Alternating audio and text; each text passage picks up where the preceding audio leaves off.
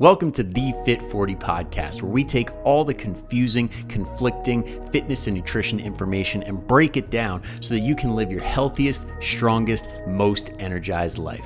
I'm your host, Brian Fitzsimmons. Let's get it started.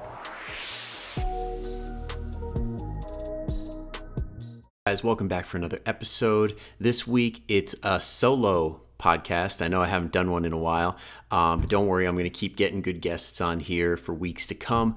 But every once in a while, we'll have one of those weeks where I hop on and do my thing. We'll cover 3 topics as usual, some big ones that I hear throughout the week, throughout the month, and we'll talk about it a little bit. So on today's schedule, we got first one is why most people fail and why they try to do everything all at once. Second thing is why you are not broken, even though social media and some practitioners will try and tell you that you are.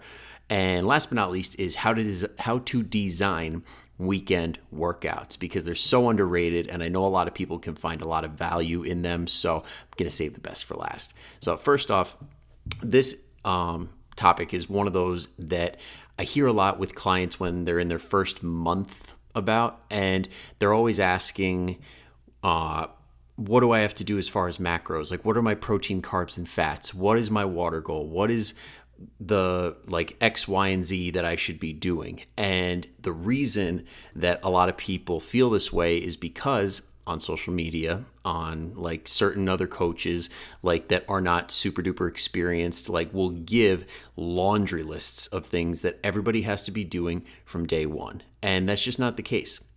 You don't need to be doing everything all at once right out of the gate, because let's be honest, if you could, you would already be doing it. All right. If you could get your water in perfectly, if you could eat the exact amount of protein, the exact amount of carbs and fats that you need from day one, then you would have already been doing that. Because if it was that easy, then you could do it on day one, but it's not. It's something that you got to level up to. So that's why with my clients, I prefer to just start with very basic stuff, and feel free to copy this on your own if you want to, but let's be honest, most people struggle doing it on their own. That's why coaches exist. But feel free to give this a try and run it for yourself. First thing is getting a calorie budget, because if nothing else, if you had nothing else going for you, you're not doing anything else that I listed out, if you stick to a calorie budget, you will lose weight. Now, when it comes to fat versus lean body mass and all that stuff, it's very dependent on those other factors, but let's start with the basics. Just get a calorie budget. And if you don't know what your calories are, then you can find one in the Fit 40 free resources. If you're on the email list, just check the show notes and you could sign up for the email list there. And there's a free calorie calculator for you to figure out exactly what your budget should be. And spoiler alert, it's a lot more than people are used to, because so many people are so used to eating 1,200 calories or less.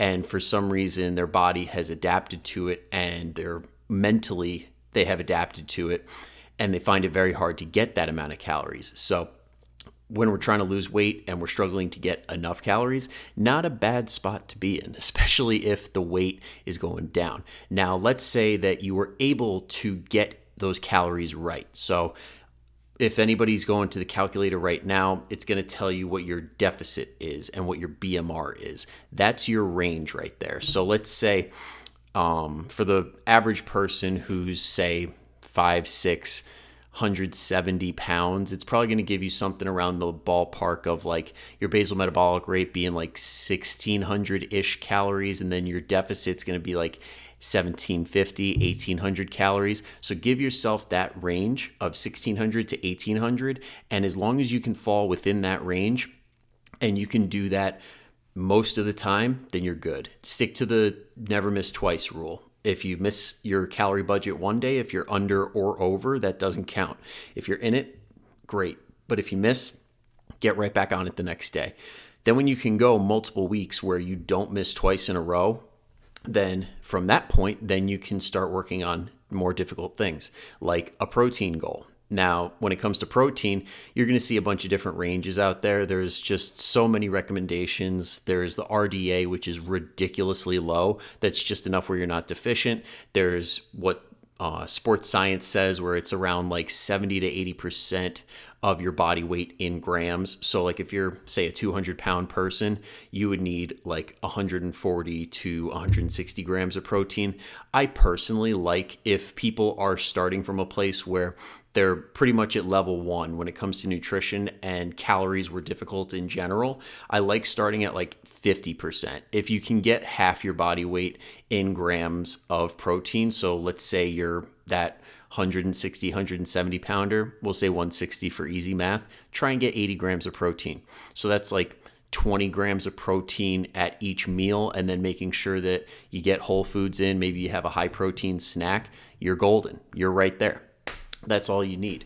So you should be good on that front. And then for the majority of people, that's all you need to do. That's it. You don't need to worry about carbs and fats, because let's be honest, in America and many other developed countries, the standard diet, there's no issue getting carbs and fat. There just aren't. So if you can figure out your protein and then the rest are carbs and fat, it's going to be fine. But let's say you want to take it a step further and really optimize what you're doing. First thing I would do is make sure that you're getting the right amount of fats, because when it comes to fats, sometimes we go way too low. We never want to go below 20% of our calories for the day consistently when it comes to fat, because we need fat for optimal hormone production, a bunch of other things that are very, very important to our body and having us feel good. And it just makes it easier to just live your life in general, because if you go really low fat, options are going to be very, very limited.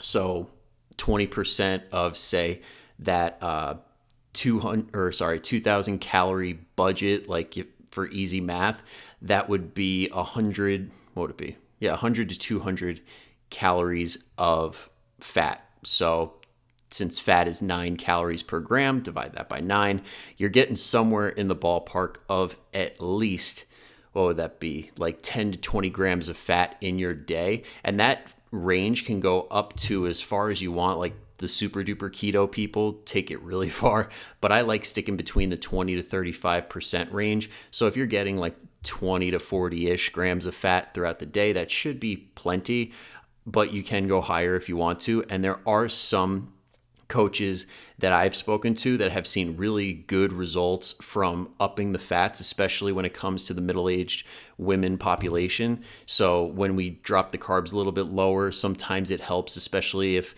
we're in that phase of life where we're peri or in menopause and possibly insulin resistant. Sometimes bringing those carbs a little bit lower and making sure that those carbs are pretty much mostly complex carbs where it's got some fiber in there can help a lot for people in that situation. But that would be something to consult a doctor with, a registered dietitian. Those are your people that will give you the best answers. So just something to keep in mind when it comes to all that. But back to the main topic at hand, which is just don't try and do everything at once. Like if you have all these things that you're trying to accomplish, like your macros, your water goal, your workouts, just take one thing at a time. If I was going to give you any piece of advice on this topic that would help the most, it would be just list them all out on a piece of paper. Okay. And what I would probably start with is just exercise, because exercise reinforces a lot of good things. It makes it easier to sleep and it makes you feel good in general. So I would start with exercise. Get your 2 to 4 workouts per week. And then once you're able to do that, then go to the calories. Okay. Then once you get the calories, then go to the protein. And then once you've done that, don't worry about the carbs and fats if it's not a really big issue. I would save that for later. Next, I would do the water. Make sure that you're getting I've switched my stance on this. I used to say half your body weight in ounces of water because technically that's what we should be getting. But a lot of people have trouble with the transition and are always running to the bathroom. So just aim for very light yellow pee and then drink whatever is required for that. And eventually your body's going to require more and more water as you give it more and more. And you'll get to that 50% of your body weight pretty quick. And then once you got your water, I'm trying to think if there's anything else in there. Now, then you'd probably go towards the optimizing the fats and carbs, or taking a different, or I take that back. Let's take a big giant step back. Before we get into the fats and carbs, I would say sleep would be after that. Making sure that our sleep environment is good, making sure that we have a sleep bedtime ritual, consistent wake up and bedtime. Those are like 3 or 4 habits right there in itself. So take one of those each week, and then after that we can move on to the other stuff. But that's just like a general list. Everybody's a little bit different. That's why, like, in my process, in the middle, like once we have our foundation, the middle is very individual, where it's like, if you suck at sleep, we're going to work on sleep. If you're really stressed out, we go the stress management route. If your gut really feels like crap and you can't digest anything really properly and you don't feel that great, we do gut health habit track and stuff like that. And then last but not least is the intuitive eating strategies for when people are transitioning out of the diet phase, trying to keep it off for life. Then that's where you work on things like chewing slower, when you work on things like the 1 plate rule and other stuff like that, that makes it easy to keep the weight off long term. But that stuff you could also work on earlier, because that makes everything easier. There's really no specific order to any of this stuff. It's pretty much what you think you need. And if you're working with a coach, what they tell you is probably the top priorities. So again, don't feel like this all has to happen all at once. This stuff takes years to get down. Let me just say that. If you're expecting to work on all these healthy habits and lock them in 30 or 60 days, let's toss that right out the window. That's not going to happen. It's just not. Unless you're coming in with a lot of practice and a lot of pre-established habits. If you're starting from square one, let's accept that. Accept that it's a long road, and let's work on getting better and adding a habit as we go and locking them in one after the other. Because if you do it right, these habits will stick for life as long as you don't rush it. Okay, now let's see what's next. There we go. So next up is the fact that you are not broken. I just notice a lot of people on Instagram, on TikTok. I've heard some people tell me that their doctors or their chiropractors have literally just told them straight up, your body's broken. And if it's coming from a physician, it's probably like because they're trying to convey the fact that it's serious. Like, it is something to take seriously, and you don't want to put yourself in a position where you got to go back in. But in these other cases, like, I really genuinely think it's predatory, because they're trying to convince you that without them, you are helpless. Without their help, there's no way in hell you're ever going to fix anything, because you are broken. And that's just bullshit. Let's be honest. Everybody has the ability to adapt. Everybody has the ability to heal. It just comes down to doing the right thing and having the right person in your corner or the right information available to you. So let's take your metabolism, for example. So many people will try and tell you your metabolism is broken. I've heard this from some really genuinely really good coaches, and they're just like preaching your metabolism is broken. You've destroyed your body. And it's just, this language really irks me, because it makes people feel powerless. It doesn't really help anybody. And I get where they're coming from, like trying to convey the seriousness, kind of like the practitioner, the physicians and stuff. Makes a lot of sense why they would say something like that. But just know not to take it word for word, not to take it like it's gospel, because it's not. Especially with metabolism, a lot of people are convinced they went on these crash diets, they went on these yo-yo diets, and they're just stuck for life. But that's why things like reverse diets exist, because your metabolism is adaptable. It's flexible. It's not just stuck in one place and you got to deal with it. That's just not the way our bodies work. And if anybody's telling you that that's how it works, then they just either are not educated or full of shit. So when it comes to that, there are strategies. Like, if you want to speed up your metabolism, eat more food. But because your metabolism is raised does not mean you're going to burn more body fat. It just means that your body is going to get good at burning calories. If the balance isn't right, if you're not burning more than you're eating, then you're not going to burn body fat. So just a little nuance there. It's a very complicated discussion, and a lot of people don't really have a good grasp on it, but that's a different discussion for a different day. Another big thing when it comes to being broken is like the cliche of the chiropractor that tells you got to see him 2-3 times a week for life. Let's be honest. If you have to do that, then they're really not doing anything for you. If they're just keeping you out of pain for a couple of days and then the pain comes right back, they're not giving you what you need, because our bodies are capable of healing. They are capable of improving. So you should be getting homework to do at home during your exercise or during your workouts, to do like prehab exercises. Like one of the things that I noticed, like one of my good friends that is an incredible chiropractor labels himself as a rehab chiropractor, because they specialize in basically what like physical therapists do, where they give you exercises so that you can get yourself out of pain, because it's an active healing recovery process that is required.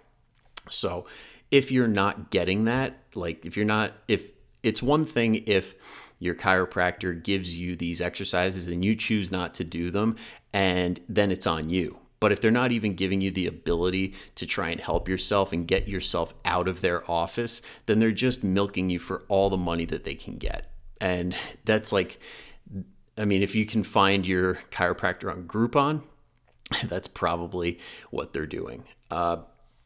I can go off about that stuff because I know good chiros, and pretty much all the chiropractors that are really good talk a lot of shit about how bad their schooling is and how it's so false and people drink the Kool-Aid.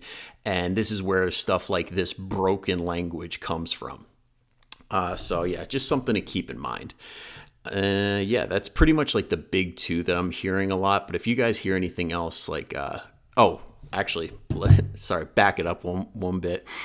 Another thing that I hear a lot is like when women have just given birth and all of a sudden they're convinced that they'll never ever lift any, like, or I've heard this from hysterectomies too, like when their core has been compromised because, like, whether it be a C-section or like hysterectomy, full hysterectomy, taking everything out, they have to slice and dice that abdomen region and it's compromised now. So this could lead to possibly not being as safe during lifting. It could cause pain and things like that. But there are routes that you can take to strengthen up that area, to learn how to move properly so that you don't have to fear movement or fear anything heavier than like 5 or 10 pounds. Because let's be honest, nobody's going to go through life without lifting 5 or 10 pounds. There's kids, like if you just gave birth, that kid, you're going to be holding it until it's 40 or 50 pounds. If you are taking groceries in, that grocery bag is going to be 10 to 20 pounds. Like, life doesn't work that way. So if there is pain associated with that, it's horrible and it's something that we got to mitigate as best as possible. But there are routes that you can take that could potentially get you out of that quote unquote broken zone and put you into a place where you're now able to live life with a lot less pain and a lot more independence and a lot more belief in and confidence in yourself to live a normal, healthy life. Okay, so it's worth exploring these routes before just like chalking it up to, yeah, I'm broken. Because I will say that even if you do go some of those routes, there are some people that will continue to struggle and will have it really tough, but you might as well put yourself in the best position possible to give yourself a chance at a life that is of much better quality rather than just accepting it. Let's see. Now, last but not least is one of my favorite topics is how to design a weekend workout, because I know, like, with a lot of work schedules, a lot of people are super duper busy. They got kids running around to camps all over the place now. And during the week, there's not a whole lot of time to get a lot of activity in. Totally normal, but you can do something about it. That's like the theme of this podcast today. There is always something you can do about it. So when it comes to the weekend workouts, there's two options that I like when it comes to setting it up. You could do one day upper body, one day lower body, or 2 full bodies. But there's some nuance there. Okay, upper and lower, pretty simple. Like you do your chest and your back exercises. I like to superset them because it saves time and it's a great pump. And not Leighton Great, he's still around. Arnold Schwarzenegger is actually famous for doing the back and the chest at the same time, because when you're exercising one side and stretching out the other and then flip-flopping that, you're getting a whole lot of benefit from each way. But That also ensures that when you're doing chest and back, it's compound exercises usually, and it works out the triceps, the biceps, and the shoulders while doing these other exercises. And you could throw a little bit of arms in at the end anyway. And then when it comes to the leg day, same concept. You do stuff that works on the front of your thighs, the stuff that works on the back of your thighs, the booty, the calves, and you get a nice mix in there. And that's how you can make sure that you're checking off all your boxes, and you should be able to get that all done within an hour or less between the 2 days. So an hour or less on Saturday, an hour or less on Sunday. Another thing you could do is full body, but breaking it up a little bit different, like a posterior day and a anterior day. So what I mean by that is all the muscles in the front of your body on one day, all the muscles in the back of your body on the next day. So day A would be like chest. It would be things like the front of your thighs, like squats and leg extensions. It would be shoulders. And then on day B, it would be like your glutes, your hammies, things like RDLs, deadlifts, and then it would be your back, things like chin-ups, rows, and other exercises in that category. And that's another way that you could do it too. And now let's say that you do have the ability to work out during the week. Say you get your one or two workouts in during the week. You could always use the weekend as extra time to do the fun stuff, like the mirror muscles, things like your biceps, triceps, and shoulders. When it comes to those, like assuming that your elbows and your wrists and your shoulders don't get cranky from doing too much volume, those muscles can take a lot because they're small, and the volume you can do with smaller muscles is pretty insane. So if you wanted to go in for another, like just straight up arm day, you could do that. Another thing that a lot of my clients like to do is use the weekend for cardio. So you could do some either high intensity interval training. I don't recommend that because it's so stressful and you kind of want to get a little recovery when you're doing this stuff. Another thing you could do is low intensity steady state cardio, things like zone 2 training, which is really, really good for cardiac health. And it's also really good for recovery. You could do a mobility day, just something to get your body moving and make sure that we're not just sitting around being stale. So let's optimize these weekends, because especially now with the good weather, you could even do all this stuff outside. If you have a pair of dumbbells and you want to get an arm day in, go for it. If you want to go to the local playground and do some like chin-ups on the bar and some inverted rows and push-ups on the steps, stuff like that, you could totally pull off.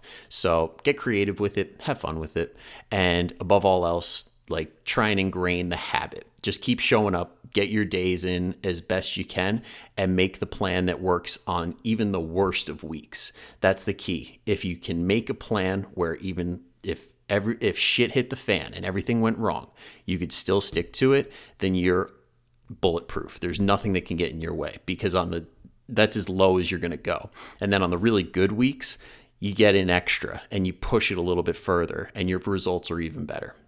So I'll leave it there. I hope that you guys got a lot out of this episode. I love doing the solo ones, not only because I like to hear myself talk, but because it does like really help with getting direct advice to you guys, and it's in the best way that I know how. So I really do love doing this. So if you have any topics you want me to go into in depth in future episodes, just let me know. You can reach me on Facebook, Instagram, on the email list. So again, if you guys want the free stuff like the calculator, the calorie calculator, I made an entire vault of all the free stuff I've made over the years. I think we're up to like 13 things, everything from diet guides, free workouts.